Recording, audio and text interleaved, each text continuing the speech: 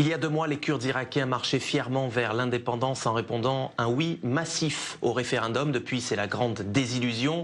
La région autonome a perdu les territoires disputés avec Bagdad, ses précieuses ressources pétrolières, tout ça dans le silence assourdissant de la communauté internationale. Seules quelques voix prêchent encore dans le désert. Comme la vôtre, Joël Rubenfeld, bonsoir. Bonsoir. Merci d'être passé nous voir. Vous avez été président de la communauté juive de Belgique de 2007 à 2010, vice-président du Congrès juif européen. Vous présidez actuellement la Ligue belge contre l'antisémitisme et ce soir on vous reçoit en votre nouvelle qualité, celle de président de la coalition juive pour le Kurdistan, dont le lancement s'est fait récemment, il y a quelques jours à Jérusalem. C'est d'ailleurs ce qui nous vaut votre passage sur les plateaux du Magoyan. Alors j'ai vu la liste des membres, c'est un lobby qui compte déjà du beau monde, hein, dit donc Beat et Serge Klarsfeld, le couple de chasseurs nazis, Alain Dershowitz, avocat juif américain, ou encore Irving Kotler, ancien ministre canadien de la Justice. Vous avez réussi à réunir donc du beau monde autour de vous.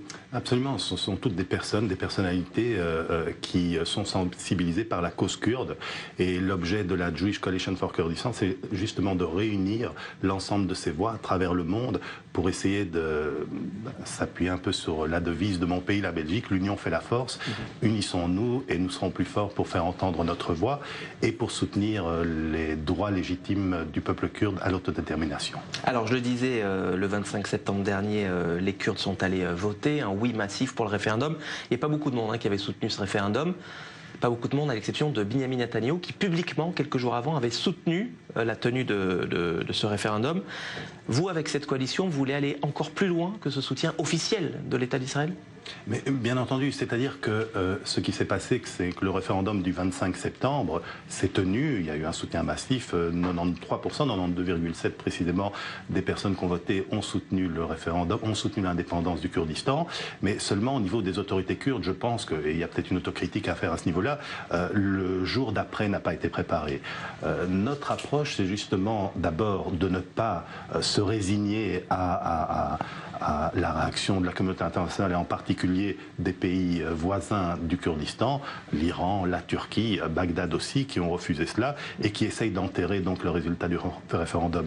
Je pense que cette fenêtre historique, cette fenêtre d'opportunité historique qui existe pour que les Kurdes accèdent enfin à l'indépendance reste ouverte. Elle s'est un petit peu fermée, mais elle reste encore ouverte. Et notre approche est justement de travailler sur plusieurs plans pour préparer l'indépendance dans 1, 2 ou 3 ans.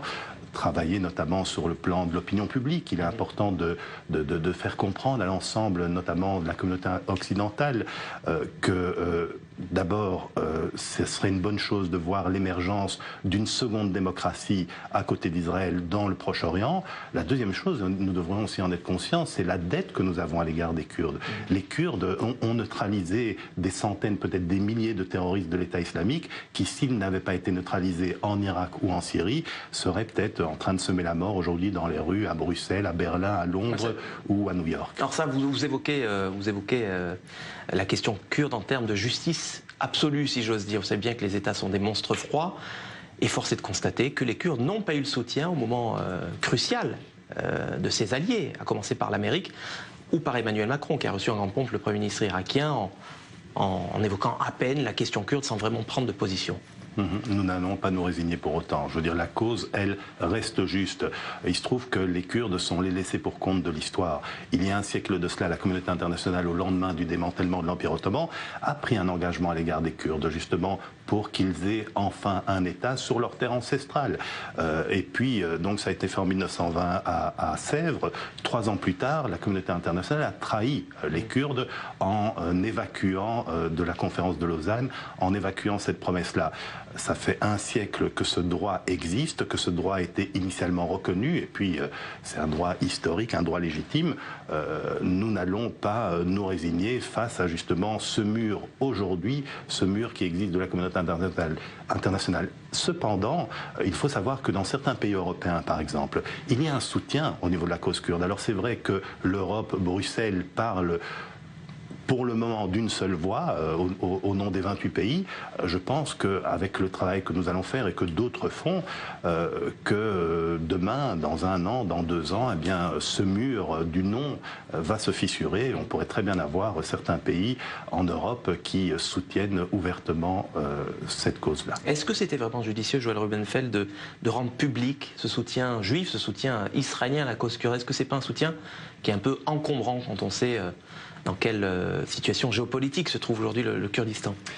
C'est un argument qu'on m'a déjà sorti et qui est tout à fait légitime en disant est-ce que le soutien des Juifs ou alors le soutien de l'État juif, est-ce qu'il n'est pas plutôt encombrant, est-ce que c'est pas plutôt un obstacle? Écoutez, justement, lorsqu'on revient à 1923 à la conférence de Lausanne, il n'y avait pas de soutien d'Israël. Israël n'était pas rétabli d'ailleurs à ce moment-là. Il n'y avait pas de soutien du Congrès sioniste mondial et néanmoins ils ont été trahis. Lorsqu'en 1988 les Kurdes ont été gazés à Al-Abja, lorsqu'il y a eu cette opération massive de l'armée irakienne, l'opération Al-Anfal, qui a tué plus de 180 000 personnes, 180 000 Kurdes. Aucun de ces Kurdes n'agitait un drapeau israélien à ce moment-là. Donc je pense que l'Iran, l'Irak, la Turquie, ils sortent la carte juive comme d'habitude pour détourner l'attention. Le bouc émissaire. Le référendum est un coup du Mossad. Joël Rubenfeld, on a parlé dans cette première partie du rapprochement de cette nouvelle romance entre Israël et l'Arabie Saoudite. Est-ce que l'axe, ce nouvel axe israélo-saoudien peut aussi passer par Erbil pour contrer les velléités hégémoniques de l'Iran? Écoutez, c'est assez récent, mais je le pense. Je le pense. Lorsqu'on regarde la carte du Moyen-Orient, vous avez ce fameux croissant chiite qui est développé par l'Iran. Eh bien, au milieu de ce croissant, vous avez un État, une nation, qui est la nation kurde.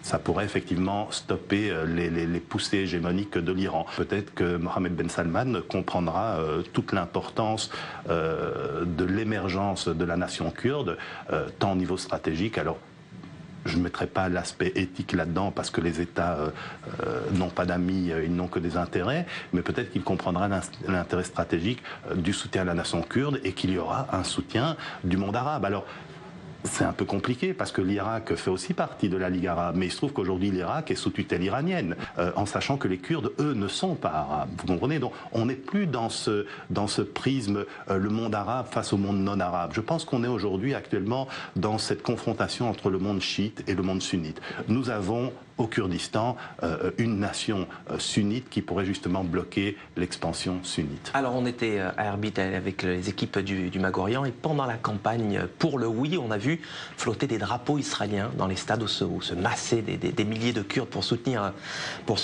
Massoud Barzani. Comment vous expliquez cette fascination kurde pour Israël, pour l'histoire juive? Il y a plusieurs aspects. D'abord, les Kurdes s'identifient très fort aux Juifs. Ils voient beaucoup de parallèles, ils tracent beaucoup de parallèles entre leur histoire et l'histoire des Juifs, c'est-à-dire l'histoire d'un peuple opprimé qui s'est battu sans relâche pour obtenir ses droits nationaux. Donc ça, c'est la première chose. La deuxième chose, c'est au niveau, là, l'identification entre la nation kurde et l'État juif. Les Kurdes voient Israël comme une réussite là où eux jusqu'ici ont échoué. Qui plus est, Israël, comme les Kurdes, sont entourés d'États hostiles, plus ou moins hostiles.